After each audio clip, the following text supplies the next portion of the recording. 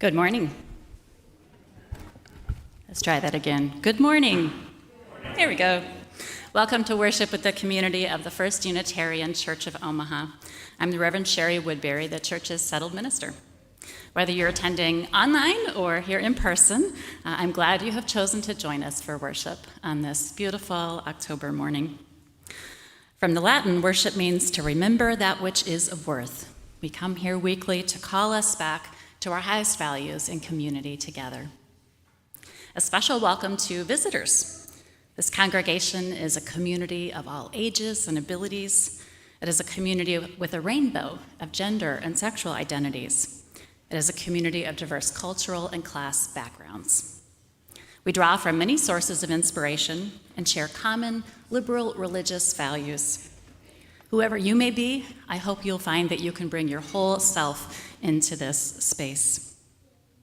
If you are joining us online, and you haven't already, I encourage you to create a YouTube account and sign in whenever you attend online. This will give you access to the comment feature on YouTube so you can share a joy or concern or greet others who are attending online.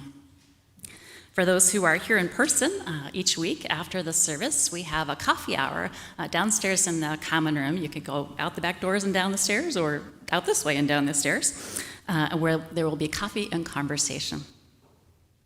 However you have come to be here, I encourage you to check out upcoming events around the church. These are publicized in church e-blasts and online. And for anyone who wants paper, there are also some printouts of the Friday e-news that you can grab in the foyer as you go out. You can also find info and sign-ups about the upcoming Heart and Hand auction in the foyer or downstairs in the common room. I have two brief logistical notes for those who are here in the building. If you have a smartphone that might be on Wi-Fi, if you've ever been on church Wi-Fi before, unless you particularly need it, please put your phone on airplane mode during the service. This makes for a smoother experience for our online viewers. And please note that we continue to ask those who are in the sanctuary, if you wish to sing, to wear a good mask while singing. That's also fine just to listen to the hymns. Lastly, each week we acknowledge that where we meet for worship as the First Unitarian Church of Omaha is the land of the Omaha and Oto nations. We know that Indigenous people in the greater community have become marginalized and made invisible. We recognize their presence and aspire to work with them to resolve issues like poverty, displaced children, and murdered and missing Indigenous women, the MMIW. We have something new this morning as we light our chalice. So we have a chalice lighting we've been saying for a while, and it's now in the front cover of your gray hymnal. So if you want to pull that out, those who are here in person, you can find the chalice lighting there. I'm going to invite Ron and Ann Knapp to come forward. They're here in person today, our emeritus minister, to light the chalice as we do the reading together.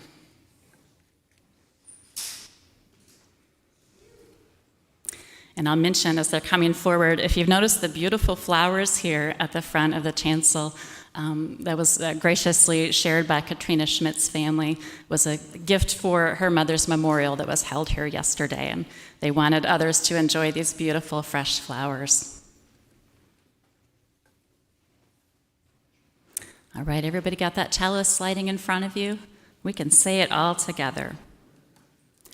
Spark of the Spirit, cupped in earth's embrace, light of love, alive in all creation.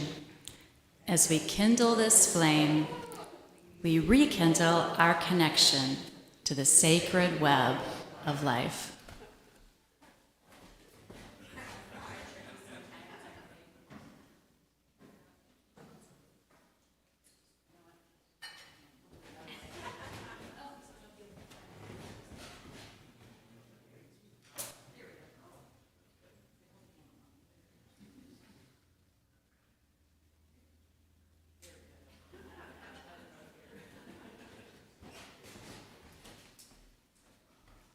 Teamwork.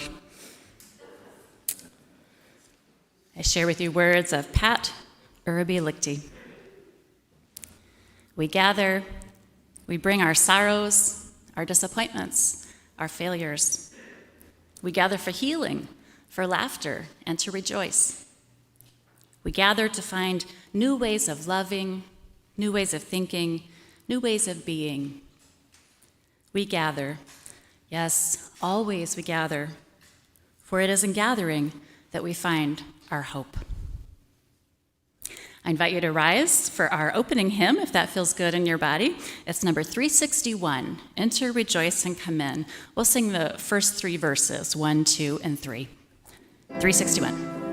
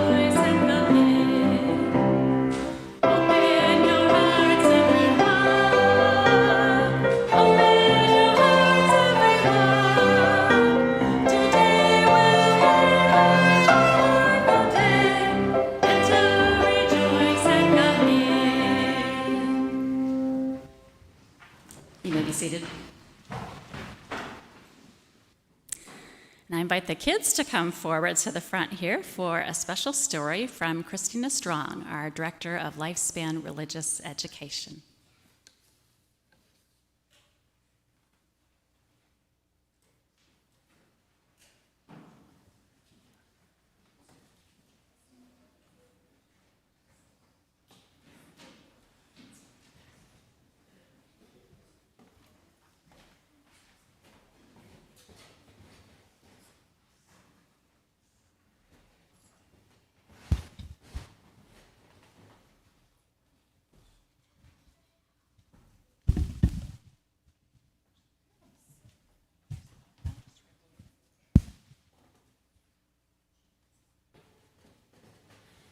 Good morning.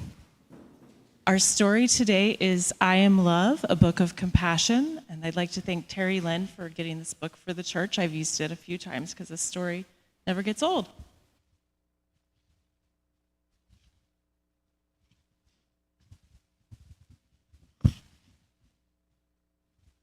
When I see someone going through a storm,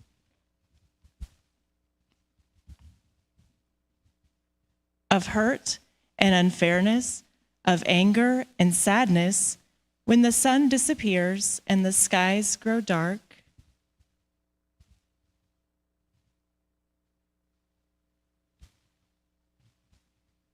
would anyone be willing to be my microphone holder? Thank you. And I see there is fear, I ask myself, what can I do to help bring the light back in? I put my hands on my heart and listen, and that is where I find the answer. I have compassion. I act with tenderness. I am love. I can listen and not say a word. I can be there. Love is being present. I can hug and hold and say, everything will be all right. Love is comfort. I can speak softly and choose my words carefully. Love is gentle. I can give thanks for all I have and am able to share. Love is gratitude. I can keep my mind and body safe and healthy. Love is taking care of me. I can express what's important to me. Love is creative. I can know that no one is perfect. Love is understanding.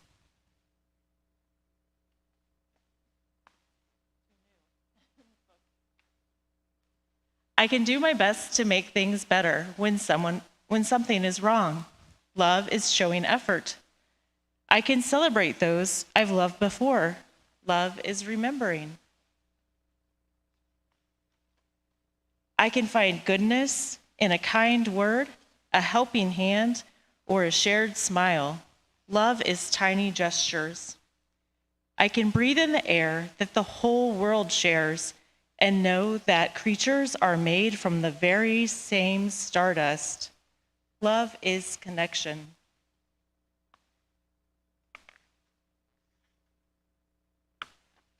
When the clouds roll in, for others and for me, I know there is something I can do. I can let my heart lead the way because I am love. You are love, we are love. And with love, we will weather the storm and light up the sky together.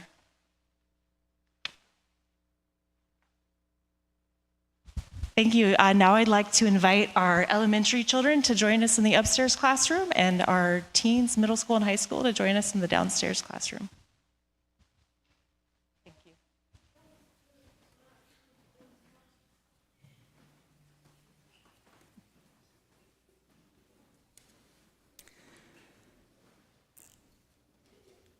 At this time, I invite Carol Ramsey to come forward for a special welcoming congregation moment.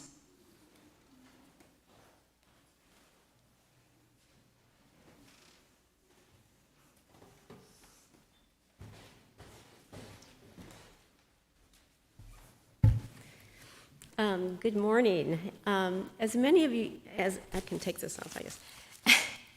As many of you know, First Unitarian Church is a welcoming congregation, affirming and inclusive of the LGBTQ community.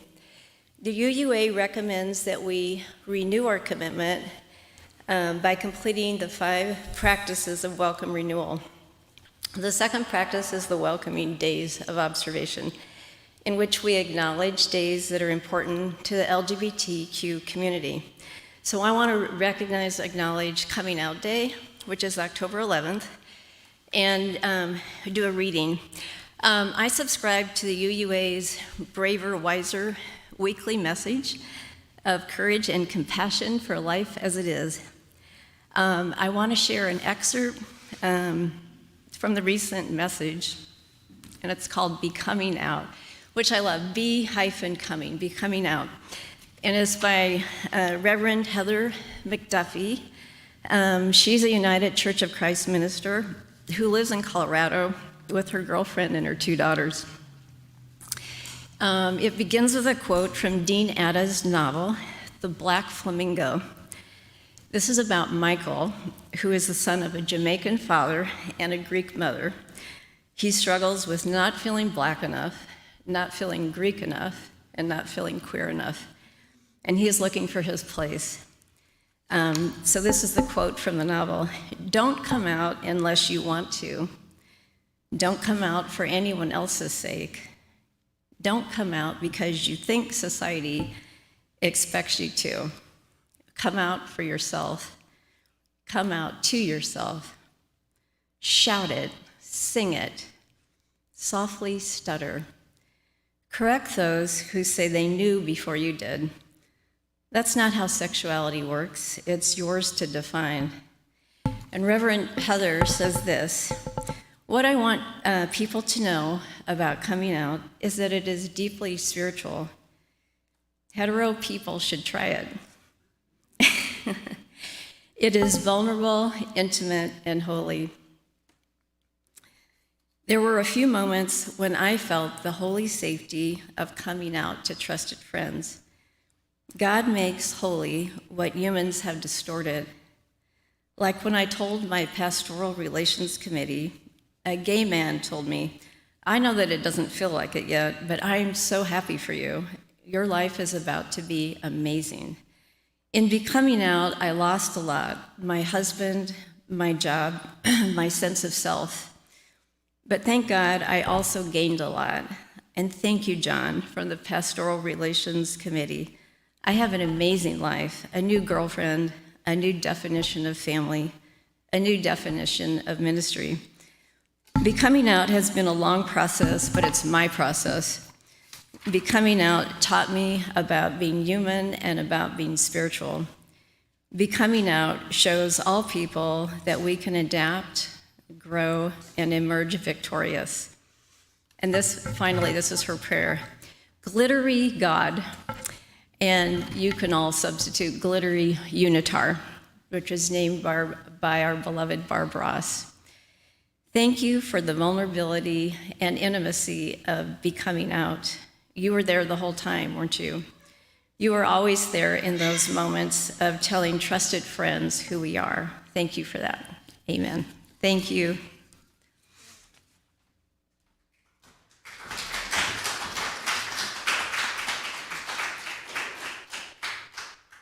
Thank you, Carol. We practice the spiritual virtue of generosity each week by taking up a community offering. Half of the loose currency in the offering plate goes to a cause with a local presence which resonates with UU principles.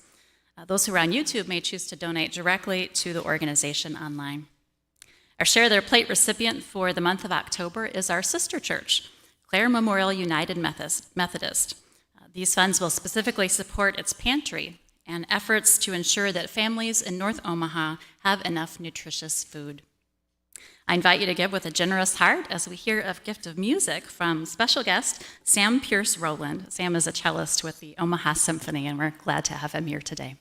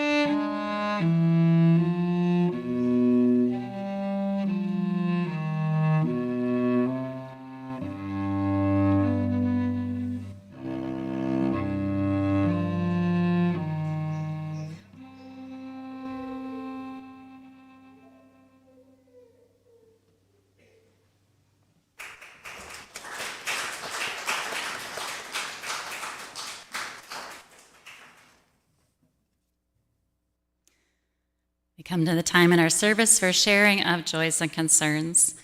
Anyone online who wants me to lift one up can go ahead and put it in the comment area and I'll share it. When we share our joys, they are multiplied, and we share our sorrows, others can offer their care, as I know many are eager to do here. Continued care and hugs go to Katrina Schmidt and her family and sons upon the loss of her mother, Elfried. A beautiful celebration of life was held here yesterday, and that's where these beautiful flowers came from. In fact, I'm going to invite you to enjoy some of these flowers at home if you'd like during the postlude. When Sam plays again, you can come forward and take one of the flowers from the wreath and take it home with you and bring a little of the beauty that Elfried loved into your home.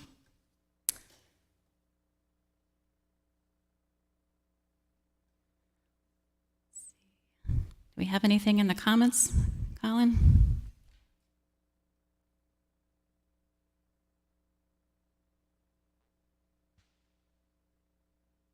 Cindy Nather would like to thank everyone who has responded about her late stepmother.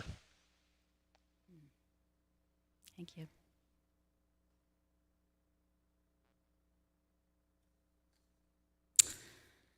And I invite you to join me in a contemplative song. We're going to sing one we haven't done before.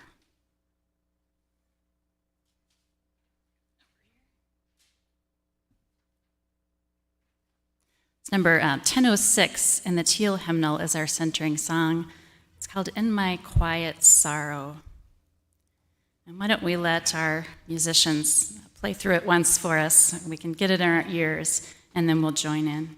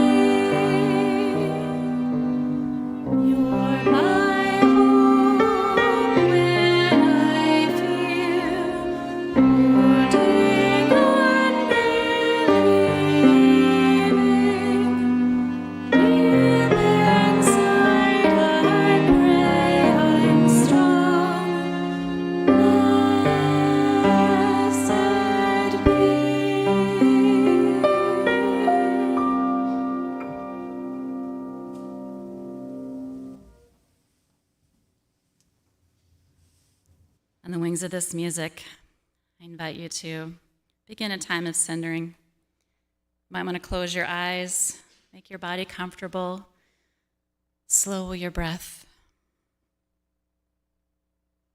I'll share a pastoral prayer before we observe a time of silence together. The sound of the bell will signal the end of the silent time. But first, this prayer incorporating words of Atena O. Danner. Spirit of life, each of us at times is tired and worn. Into each life come moments of sadness, even emptiness or loss of hope.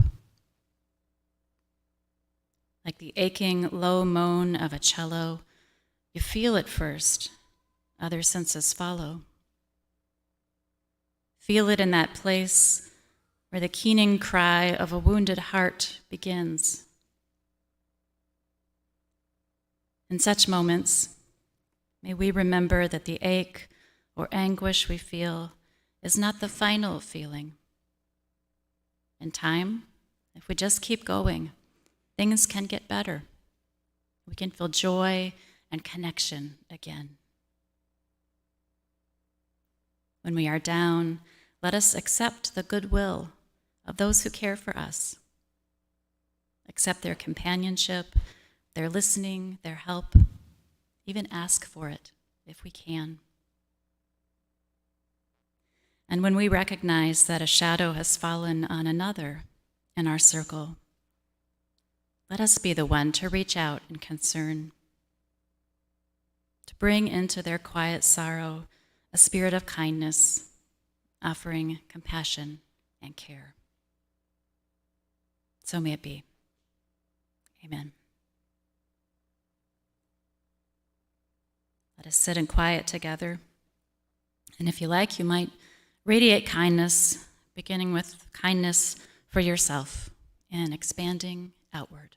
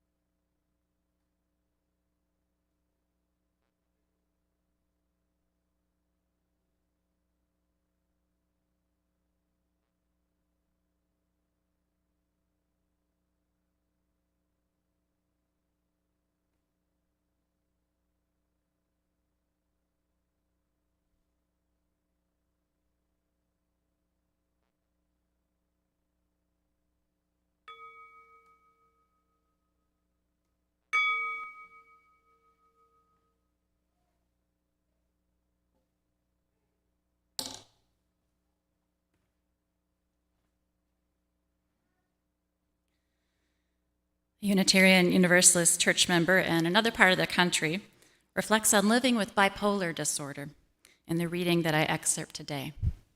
This is shared anonymously.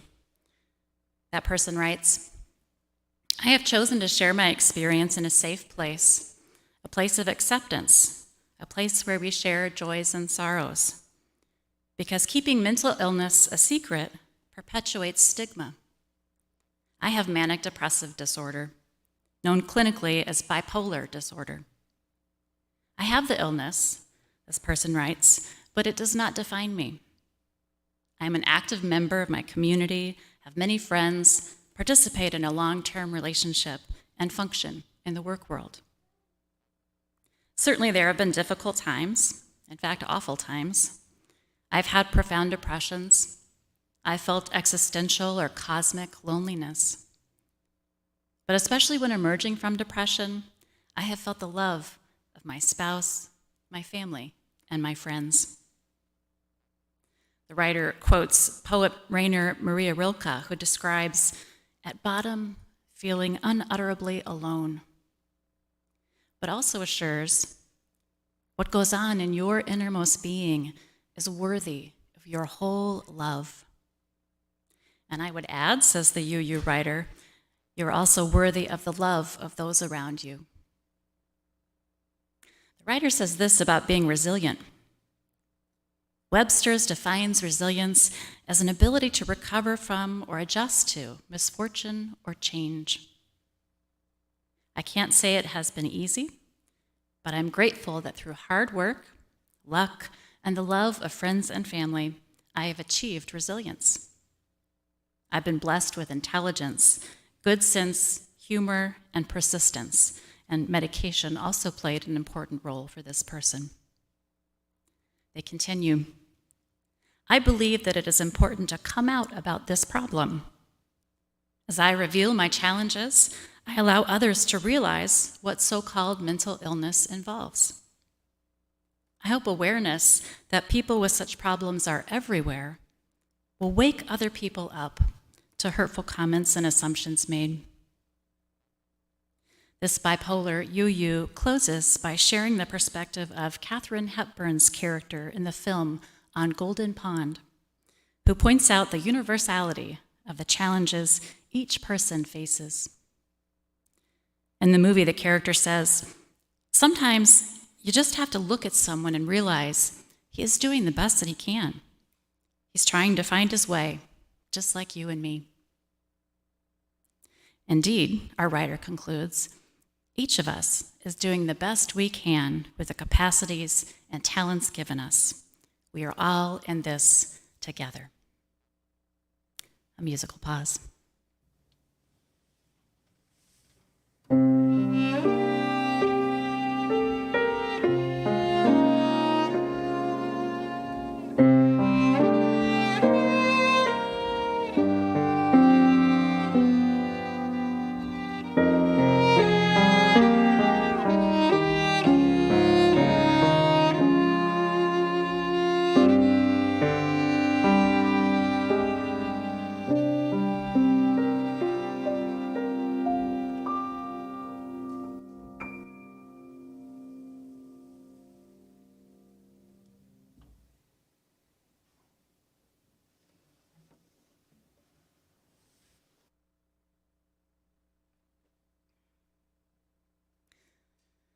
Americans may not agree on much these days, but as CNN reported just yesterday, 90% of us agree on this. Our country faces an unprecedented mental health crisis. The share of adults who report symptoms of anxiety or depression in federal survey data has quadrupled during the pandemic. About half of adults say they've experienced a severe mental health crisis in their family. And CDC data show that there has been an increase in the number of both drug overdoses, deaths, and suicide rates. As a caring community, this church must be concerned with the mental health crisis in the Omaha metro area and recognize that many of those suffering may be right here among us. And so I wonder, have you known a desert of the spirit or a dark night of the soul? A time when you were hollowed out, when you felt sad and doomed, when all that had seemed sturdy and solid in your life suddenly sheared away. Sometimes serious illness brings us face to face with our mortality and the meaning of our lives. Deep grief can lead us into a desert of quiet sorrow. Trauma and other kinds of suffering can leave us feeling empty. And biochemical imbalances may arise without any external cause. For Parker Palmer, the crisis was prompted by a question of calling. Palmer has become known for his work on teaching, leadership, and democracy. But it was not a fast or smooth process for Palmer to discern his true vocation. He tried and left one thing after another, seminary, academia, community organizing, before he found his way, serendipitously, to a teaching role that suited him at a Quaker retreat center. Even then, Palmer questioned whether this was what he wanted. He feared disappearing professionally if he stayed in the tucked-away retreat environment. He had sensed that his deepest calling somehow involved teaching, but was still beset by doubts and anxieties about whether his contributions in such a field would be impressive enough. By chance, he crossed paths with someone who had known him from his PhD phase. The very thing that he feared occurred. Someone whose respect and esteem he craved accused him of wasting his time out there in the woods. I ran back into the woods and wept for a long time, Palmer writes. He suspects this was the moment that, he says, precipitated the descent into darkness that has been so central to my vocational journey, a descent that hit bottom in the struggle with clinical depression. Although he is now known for his insightful writing that helps others follow their callings with integrity, Palmer has chosen to speak of the period in his life that came before he embraced his true vocation.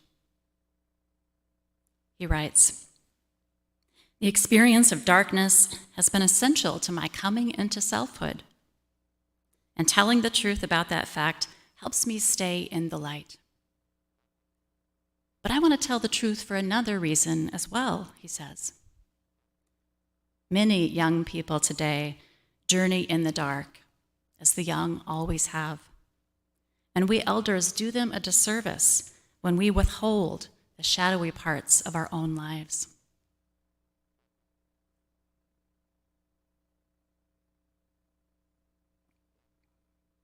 I believe it helps people of all ages when we speak openly about the challenging seasons of our lives, what we learned, and how we made it through. Whether or not they've ever talked to us about their experiences, we probably all know people who have gone through an emotional abyss or a dark night of the soul. A friend of mine from Indiana, whom I'll call Jenna, let me in on one part of her journey, and she gave me permission to share parts of her story here. Jenna's spiral down began after she moved to another state for a job. Although she believed in the mission that she was working for, and even felt close in some ways to her new circle of companions, she found herself feeling alone and low. She had left behind a professional identity. She had left behind a home of her own, and with new economic realities, instead was now sharing a small apartment with a roommate. She had left behind dear friends who truly knew her. And to make matters worse, she didn't even feel useful in the new position she had come to fill. "I felt trapped and lost all at once," Jenna told me, "and I wasn't sure what had gone wrong." She recalls tortured hours of insomnia at night, followed by an inability to get out of bed the next morning after she had finally fallen asleep. Jenna felt her very sense of self eroding, and she wasn't sure what she could hold on to for stability. Even her spiritual practice, she told me, once a reliable source of grounding, had been disrupted by all the changes in her life. She felt herself to be at the bottom of a deep abyss. External circumstances and the unfolding inner process may mirror one another, as was true with Jenna and her new life, cut off from all the old moorings. It was also true for John of the Cross, the 17th century Spanish mystic. John had been helping his spiritual friend Teresa of Avila with her reform of the Carmelite order. The two sought to bring this monastic group back to the lives of simplicity and contemplation on which it had been founded, but from which the order had strayed. Carmelites who were against Teresa's reforms put John in prison in a windowless cell. For 9 months, he had barely any sustenance, and he was frequently beaten. During his ordeal in literal darkness, John wrote a poem, "The Dark Night of the Soul." Later, he would write a book unpacking the poem and offering guidance to those struggling with spiritual crisis. As he described it, the dark night is characterized by feelings of confusion and loss. It is sometimes understood as alienation from God, or the melting away of the sense of self. This deep experience defies rational understanding. I've introduced the stories of several individuals, but I wonder too if our species might experience a kind of dark night of the soul. This era of global climate change, in which the impacts are becoming more inescapable for more people, can be understood as precipitating a dark night for the planet. Even those of us who are maybe otherwise somewhat sheltered from the immediate effects of climate change are now witnessing more intense storms, droughts, floods, more viruses with pandemic potential jumping from animals to humans. And so we're presented with the same choice that an individual faces when they are engulfed in the breakdown of internal order and meaning that constitutes a dark night of the soul. Is the climate crisis something to try to escape, or an opportunity that just might offer gifts? I sometimes find solace and insight from Peace Pilgrim, an inspiring figure of the last century who struggled against a similar dark night period involving the nuclear arms race. Peace Pilgrim offered these words: "Just as a human soul that faces great difficulties also faces great opportunities for spiritual growth, so a human society that faces destruction also faces the opportunity to enter a period of renaissance." But how can we get through a desert of the spirit or a dark night of the soul, individually or collectively? We can reach out to others for help, family and friends, your doctor, a therapist. I'm glad to offer referrals, by the way, to local therapists, to anyone who's interested in exploring that. After reviewing the mental health literature and chronicling people past and present who have gone through a spiritual crisis, one writer, Catherine Lucas, observed this: "If we can be with, sit with, live with the uncertainty, the confusion, the not knowing, the journey will be easier. If we can resist trying to figure it all out, trying to control it, then the experience will be less painful. We stand a chance of moving through to something new and infinitely better." Now, did everyone here get one of these sheets from the usher as you came in? If not, there are more at the back, and we'll put this in e-blast too. And in immediate crisis, anyone can call the new 988 number that's listed here at the top. I don't know if you've heard about this. This is the kind of the 911 of mental health crises. 988 is there 24 hours a day, 7 days a week, connecting callers by phone, text, or chat to trained crisis counselors. These are professionals who can help people who are experiencing suicidal thoughts, a substance use crisis, a mental health crisis, or any other kind of emotional distress. People can also dial 988 if they're worried about a loved one who may need crisis support. You'll also see on this sheet contact info for a local agency that can help, the Community Alliance. And the church is hosting 2 workshops later this month about how any of us can help someone who is struggling. Both will be held here downstairs in the common room on Saturday, October 22nd. Talk Save Lives is a 1-hour program for adults on suicide prevention. And the other one is called It's Real, Teens and Mental Health. Teens are welcome to come to this and bring a friend. Parents and educators can come to the teen workshop too. Church volunteers are staffing a sign-up table. You may have seen Sarah Copeland as you came in, and Denise Alan will be in the common room downstairs afterwards taking registrations. There's also an electronic sign-up that went out in the church e-news. Now, you don't have to register in advance to come, but it does help us plan if you're able to do that.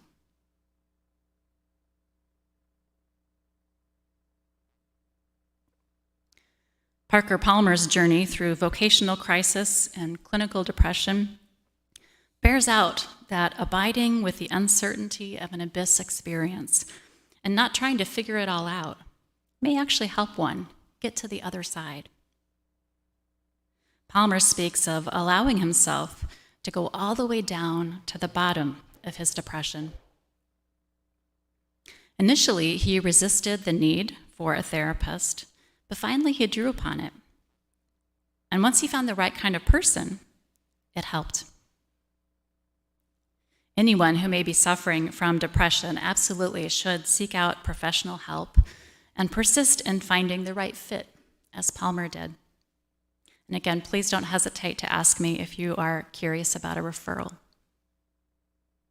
Palmer needed friends, too, but not just any kind of friend. During his depression, some people came full of advice or forced cheer. Others were sure that they understood just what he was going through. These visitors did not help him. Instead, real benefit came from being with people like his friend Bill. Bill simply named what he observed in Palmer. He gave his friend regular foot massages with permission, creating rare moments of feeling and connection for Palmer in this disconnected time. And Bill just showed up as a companion and witness during the process. Palmer describes how eventually he learned to befriend himself in a similar way, offering kindness to his own suffering and just letting it be. My friend Jenna found self-acceptance to be a key to moving through her difficult time, too. She recognized that her gloomy state of being was communicating to her that she needed a change. So she returned to a setting where she had reliable friends around her. And not unlike Palmer's friend Bill, people who really knew her. Jenna sought external help from a massage therapist or Reiki practitioner, and she did talk therapy too. She told me that she took time listening to her body and her emotions, her life, trying different kinds of self-care and spiritual practices, continuing those that seemed to serve her and dropping those that didn't. Everybody's different. She came to trust what her inner teacher was telling her about her needs and gifts. Jenna describes her period of integration as a gradual, gentle process, not something that could be rushed.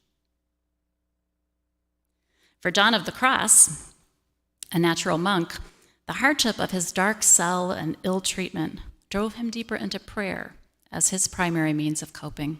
Of course, he didn't have access to other people. He recorded his journey in verse. And while John's poem is most remembered for the imagery of the dark night and the early stanzas, in which he's cut off from his senses and his sense of self, the less cited later stanzas offer hope to all who suffer through such a time. For here, John speaks of the night as eventually more lovely than the dawn, that joins beloved with love, lover transformed in the beloved. John uses the devotional language of the beloved to speak of the divine, in much the same vein as mystics of other traditions, like the ecstatic Sufi poets. It's clear in John's poem that something positive and beautiful eventually happens in this process for him. As his beloved caused all my senses to be suspended, John writes, I remained lost in oblivion. My face I reclined on the beloved. All ceased, and I abandoned myself, leaving my cares forgotten among the lilies. After his release, John carried on with reform work, the founding of new monasteries, and writing. There was plenty more life on the other side of his dark night. Parker Palmer eventually emerged from his trying time, too, into a new dawn. After a period of integrating his experiences, he was able to let go of all of those external expectations about what he should do and who he should be. He says, I felt at home in my own skin and at home on the face of the earth for the first time. Palmer was able to accept his own nature and gifts and finally go about faithfully answering the vocation to which he was truly called as a writer and teacher. He observes, good leadership comes from people who have penetrated their own inner darkness and arrived at the place where we are at one with one another. People who can lead the rest of us to a place of hidden wholeness because they have been there and know the way. Perhaps it should not be surprising that my friend Jenna exhibited some of the same gifts. None of it happened quickly, but over several years after her difficult period, Jenna developed a tenderness and compassion for herself and an ability to distinguish her own desires and path from that of others around her. She was able to find new companions and let her spiritual practice evolve. When I asked her if there were any fruits of her dark night, she told me, "Now I'm able to bring my whole self to whatever I do, and I have a stronger trust in my intuition about people and situations." She's also more willing to take risks and make mistakes as she follows the path that she understands to be authentic for her. As for the dark night of the globe, I believe it offers humanity a wake-up call, not unlike Palmer and Jenna's times in the abyss. If we listen to what climate change is telling us and open ourselves to the changes in our social system and lifeways that are needed, we may all experience greater joy and authenticity, deeper leadership, and more meaningful lives. All the practical challenges of adaptation to climate change will still be there, but we will be able to marshal the inner resources needed to meet them. Whether a dark night comes to us as individuals or as a global species, it offers the possibility for transformation. We're all doing the best we can, aren't we? An abyss of depression or despair is not a place that anyone seeks to go, and I wouldn't wish it on anyone. But as other stories remind us, a desert of the spirit or a dark night of the soul might just offer blessings for those who can accept the process and open themselves to it. I hope that if anyone listening goes through such a time of quiet sorrow, in addition to seeking professional assistance, you'll draw upon those who care for you for support, including this community. As the wise bipolar writer from our reading reminded us, what goes on in your innermost being is worthy of your whole love, and it is worthy of the love of those around you. Let us offer such love and compassion to ourselves and to one another. May it be so. Amen. Our closing hymn is number 346, Come Sing a Song With Me. You may rise if you are ready to stretch, or you can stay seated if that's better for your body. We'll do all verses. I might know